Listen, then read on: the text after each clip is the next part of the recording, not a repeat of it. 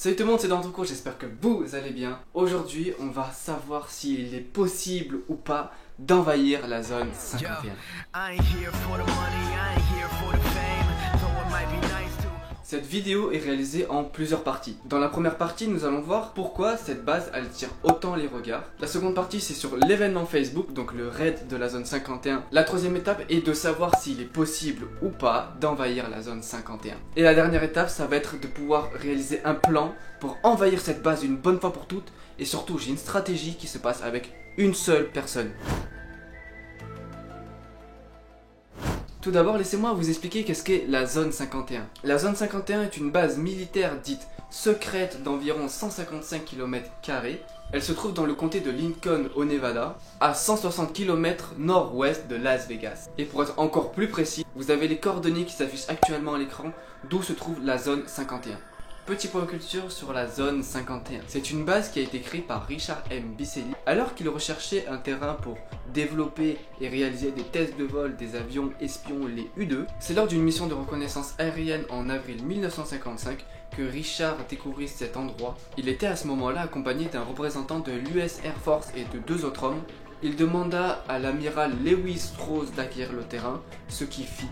Et c'est comme ça que naît la zone 51. Mais au final, qu'est-ce que nous savons vraiment sur la zone 51 en écartant tous les actes paranormaux? Comme dit plus tôt, la zone 51 est une base militaire qui principalement teste et développe des avions militaires comme par exemple le chasseur furtif, le Ave Blue, le petit cousin du Ave Blue, le F-117 Nighthawk ou encore le Aurora qui est un avion hypersonique. Mais au final, c'est une base militaire tout ce qu'il y a de plus normal, elle réalise des tests d'avions, elle développe des avions, mais au final, pourquoi on s'y intéresse autant? Tout simplement parce que cette base est rattachée à des actes paranormaux, comme par exemple des apparitions d'ovnis, ou alors des lumières étranges dans le ciel. Je vous invite plus particulièrement à voir un documentaire sur la zone 51 qui explique un peu toutes ces théories farfelues. Moi personnellement j'en ai vu un il y a quelques années, ça m'avait beaucoup plu et c'est d'ailleurs pour ça que je suis devenu un peu fan de la zone 51 et qu'aujourd'hui surtout avec le raid, ça m'a poussé en fait à faire cette vidéo. Au final on s'en bat les couilles. Vous savez comment l'homme fonctionne, cachez-lui des secrets et il fera tout pour trouver des réponses à ces questions. Et la zone 51 est un parfait exemple, c'est une base militaire dite hautement secrète qui cache des complots, qui cache des documents secrets, qui cache aussi peut-être, je sais pas moi, des ovnis, qui cache peut-être un bonhomme vert. Mais par contre ce qui est sûr c'est qu'on nous cache quelque chose, c'est obligé. Du coup, les hommes ont enfin décidé de prendre leur courage à deux mains et de réaliser le raid de la zone 51. Sur Facebook. C'est quoi Facebook? Mais si, Facebook, le réseau social qui marchait du tonnerre avant. Non, je connais pas Facebook. Tu connais pas? Bon, sur Facebook, le réseau social le plus désertique au monde, un événement très étrange est apparu. Prenons d'assaut la zone 51, le titre dit tout. Plus de 200 000 participants à cet événement sont chauds du cul à envahir la zone 51. Mais gros, tu peux pas dire ça. Je peux pas dire chaud du cul? Mais non. Bon, sont prêts à envahir la zone 51. Bon, c'est bien mignon les gens là qui veulent envahir la zone 51, mais si t'as pas de stratégie, ça sert à rien. Mais heureusement qu'aujourd'hui nous sommes entourés de grands philosophes qui ont pensé les meilleures stratégies pour envahir cette zone. Les Naruto Runners. Bon, les Naruto Runners là c'est bien, hein, mais moi j'ai un atout dans ma manche et il va tout renverser. Donc en fait pour envahir la base c'est pas compliqué, c'est même plutôt très rapide. Ce qu'on va déjà faire c'est placer nos unités tactiques pour que vous ayez déjà un aperçu de ma stratégie. Donc on va déjà commencer par mettre une lignée ici, une lignée ici et une lignée ici de tanks. Donc ensuite on va mettre les artilleries, donc les artilleries sont des chars qui tirent à très longue portée. Donc on va les mettre derrière, comme ça au moins ils sont cover par les chars qui sont devant. Après ce qu'il faut faire c'est placer des snipers ici, ici et ici. Donc nous là ce qu'on va faire c'est mettre les Naruto Runners. Les Naruto Runners c'est les personnes qui vont plus vite que les balles et c'est les meilleurs parce que c'est eux en fait l'une des pièces maîtresses de la stratégie. Donc ils seront positionnés ici et ici. Les Naruto Runners vont se diriger vers le QG dans ces directions là.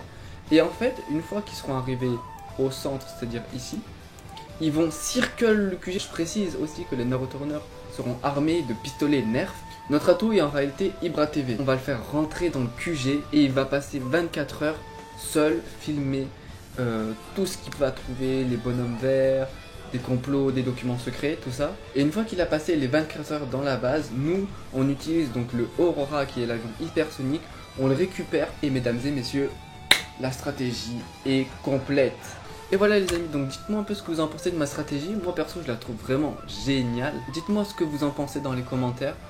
Et surtout envoyez-moi vos stratégies personnelles à vous, parce que je suis intrigué un peu de savoir comment vous voulez envahir la zone 51.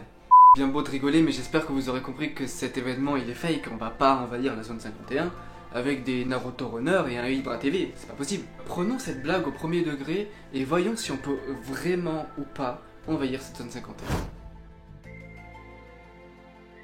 Dans le journal américain The Washington Post, un porte-parole de l'armée américaine a répondu « La zone 51 est une zone d'entraînement militaire et nous tenons à décourager quiconque tenterait d'y entrer au cours d'un exercice. L'armée se tient prête à tout moment à protéger les intérêts américains. » Les intérêts américains, hein. Moi je dis mon pote, tu caches des omnis, hein. Ouais, et des complots. Vous êtes démasqués messieurs. Bon, plus sérieusement, qu'est-ce qui se passerait si 100 000 personnes rentreraient dans la zone 51? Tout d'abord, les gardes vont vous faire des menaces, comme quoi il faut quitter la zone car c'est une zone protégée. Sauf que sur les 100 000 personnes, personne va réagir, ils sont tous déterminés à envahir la zone 51. Arrivé à un certain périmètre de défense, l'armée va se mettre à vous tirer dessus. Mais elle ne va pas vous tirer dessus sur vous. Elle tirera près de vous, par exemple à vos pieds, pour faire signe qu'ils sont prêts à vous tirer dessus si vous allez plus loin. Avec cet avertissement-là, plus de 60% je dirais du groupe des 100 000 personnes vont détaler car ils vont commencer à avoir peur. Donc sur les 100 000 personnes, il ne reste que 40 000 personnes. Ces derniers, qui n'ont pas froid aux yeux, on va pas se mentir, eh bien ils sont encore assez pour envahir la zone 51. Après avoir encore dépassé un certain périmètre de défense, une personne peut se prendre une balle. Si une personne en fait se prend une balle, ça va déclencher directement chez les 40 000 personnes une peur parce que c'est normal, personne veut mourir. Du coup, ils vont prendre peur et c'est là que deux solutions s'offrent à eux. La première solution, c'est d'évacuer la personne et de détaler comme des lapins. Ou la deuxième solution qui est un peu plus impossible, ce serait d'évacuer cette personne-là et de courir tête baissée face à la zone 51. Arrivé à un certain stade, l'armée protégera, donc comme ils ont dit, l'intérêt américain et vous tireront dessus. Physiquement et psychologiquement, envahir la zone 51 est pratiquement impossible. Même si vous avez des véhicules, si vous êtes des Naruto Runner et que vous pouvez créer des clones, c'est pas possible.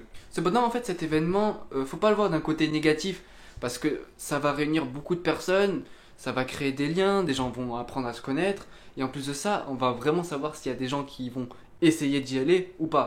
Et voilà les amis, c'est déjà la fin de cette vidéo, j'espère qu'elle vous aura plu.